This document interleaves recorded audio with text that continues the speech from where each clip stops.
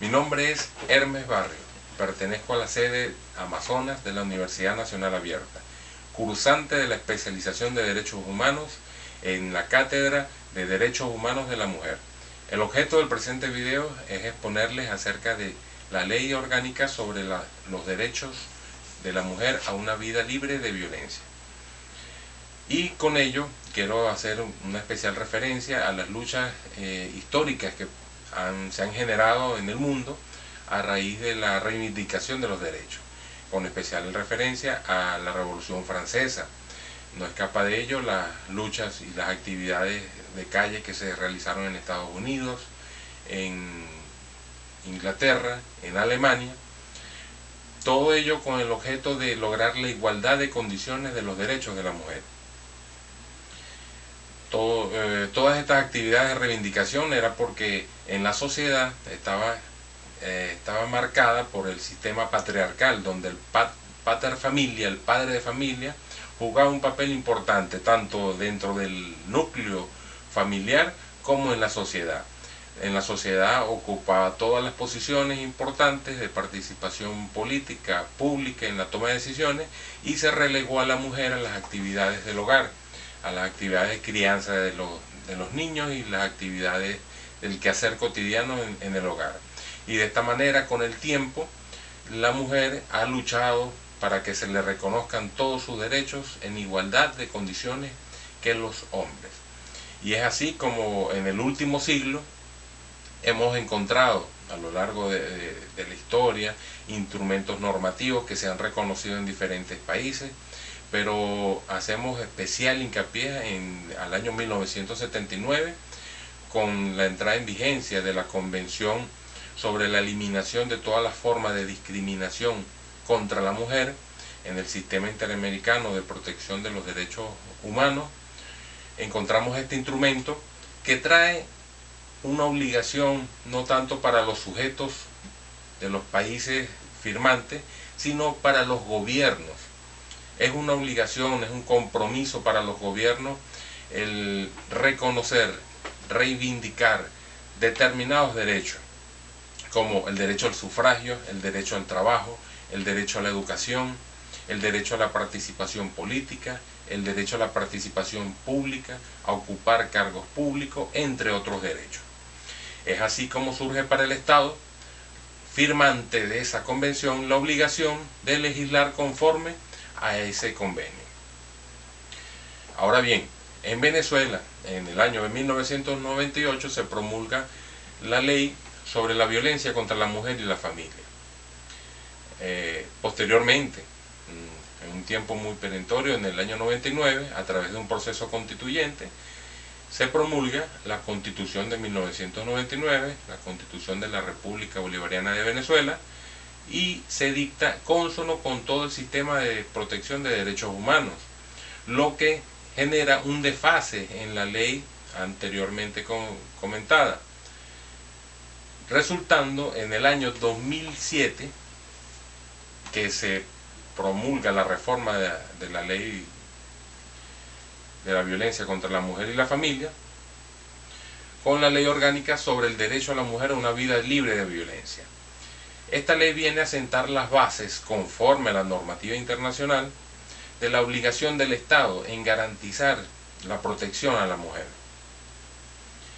Como había mencionado, conforme al sistema internacional de derechos humanos, esta ley viene a dictar los parámetros y establece que el Estado debe garantizar a la mujer una vida libre de violencia. ¿Y cómo va a ser el Estado para garantizar este derecho de las mujeres? Pues generando políticas públicas para que se pueda prevenir, erradicar, sancionar y efectivamente castigar a las personas que cometan cualquier actividad de violación de estos derechos de la mujer. El Estado asume un papel garantista donde crea instituciones, organismos, crea el Instituto Nacional de la Mujer como brazo ejecutor de las políticas públicas que se ejerzan para ello.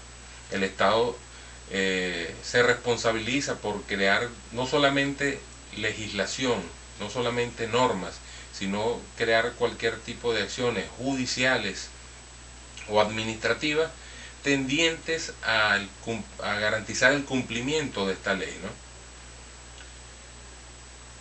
Aspectos importantes de la ley para los usuarios es que establece una definición de la violencia de la violencia de género, una definición que sirve para tomar en cuenta lo que hace paso siguiente, las formas de violencia que podemos encontrar en esta ley. Es muy común encontrar en el foro jurídico, en las personas que aplican esta ley, el denominar o explicar, cuando están explicando la ley, que hay 19 tipos de violencia de género o de violencia contra la mujer. A mi criterio, yo creo que hay muchísimos más tipos o formas de violencia contra la mujer, porque tomo un ejemplo, a partir del artículo 15 de la ley, establece 19 formas de violencia. El primer elemento que considera es la violencia psicológica. Si nos detenemos a leer la definición de violencia psicológica, en la definición que hace la misma ley, establece más de 12 supuestos diferentes en los que, de suceder, puede generarse la violencia psicológica. Por eso llego a la conclusión de que no son 19, o sea, que la ley no se limita a establecer taxativamente 19 tipos de violencia, sino que lo enuncia, que queda abierto y va a depender de determinadas acciones que las establece la ley para decir si hay violencia o no. Por lo tanto, no es limitativo decir que hay 19 tipos de violencia. Hay muchísimos más tipos de violencia que, de suceder, la ley ya los establece como delito, los tipifica como delito y dice, si suceden esos supuestos de hecho, pueden ser sancionados. De manera que la ley establece el supuesto de hecho y la consecuencia jurídica. Te dice qué es lo que puede pasar y te establece la sanción si se llega a confirmar el hecho. Asimismo, la ley establece un sistema de responsabilidad civil, el cual está ideado para garantizar o para indemnizar a las víctimas sujetos de estos tipos de delitos de violencia de género, que se les cause daños, bien sea psicológico o material. El victimario o el responsable tiene que indemnizar por los daños cometidos. Uno de los aspectos que a mi criterio pueden ser más importantes de esta ley es que amplía el espectro de la legitimación para denunciar. En el caso que no es la legitimación clásica, que es la víctima o la vindicta pública a través del Ministerio Público quien ejerce la acción penal, sino que amplía el ámbito de acción para legitimar y para denunciar. De manera que cualquier familiar, cualquier vecino, cualquier organización comunal, cualquier organización vecinal, cualquier organismo público, funcionario público que presencie cualquier acto de violencia de género, está en la obligación de denunciar.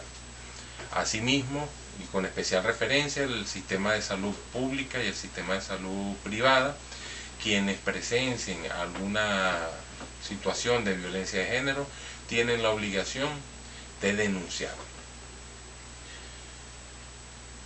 La ley crea todo un sistema de tribunales especializados. Con esto se garantiza el principio o el derecho al juez natural, en donde poseen tribunales y jueces y funcionarios con conocimiento especial en el área para juzgar los delitos tipificados en esta ley.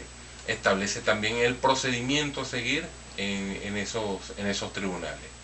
Crean así fiscalías especiales, defensorías especiales, de manera que se crea todo un sistema judicial cónsono, conforme a la materia, con conocimiento especial en la materia. garantizando así el debido proceso, el derecho a la defensa de todos los actores en este proceso. A manera de conclusión, puedo confirmar con toda certeza de que la legislación nacional, a través de esta ley que estamos comentando, cumple de forma categórica con toda la normativa internacional de derechos humanos para proteger a la mujer, para garantizar la no discriminación, para garantizarle la protección a la no violencia en contra de la mujer. De esta manera, pongo mi opinión con respecto a la ley que hemos comentado, que es la ley orgánica para la protección de la violencia de género. Es todo. Gracias.